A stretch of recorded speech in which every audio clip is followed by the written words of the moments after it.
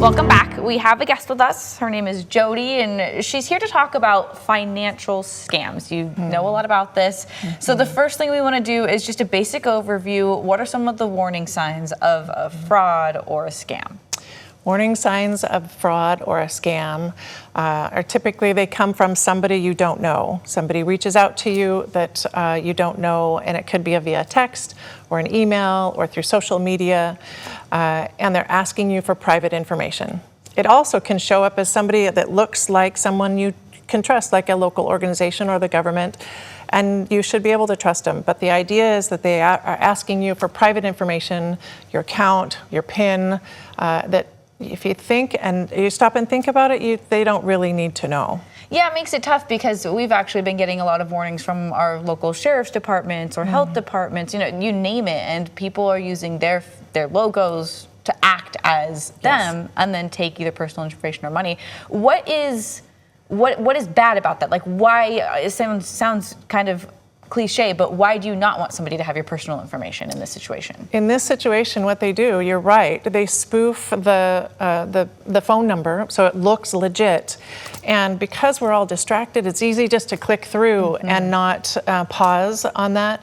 And they're asking you for that information, and with that information, they can then access your accounts or access and pretend that they're you and create fraudulent activity against your accounts, and that's super stressful. So what are the number one tips you have for avoiding falling for some of these scams? Avoiding falling for the scams, go directly through your online banking app, through your bank or your credit union. Go directly to the website to contact and use the phone numbers from there.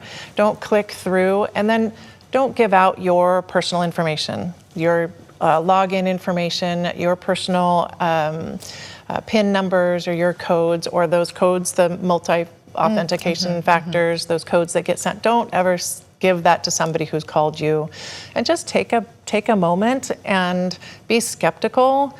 We're all really distracted, and it's easy just to continue going, but if you just really remain skeptical, you can protect yourself. Yeah, and honestly, we're having this conversation because what you said, it's easy. People do fall for it. So if you end up in the situation where you've fallen for a scam, what do you do next? If you've fallen for a scam or you think you have, contact your bank or your credit union directly. Just tell someone. It's really easy to also feel embarrassed that you fell for something because it's easy to do. But realistically, a lot of people fall victim to these scams because the bad actors are professionals. They're good at it. They're really good at it, and they're very convincing, and they're preying upon your vulnerabilities. So just call your bank or your credit union and explain what happened, and they're there to protect your accounts. Amazing. Thank you so much. Some great information there. So that was Jody again with us this morning.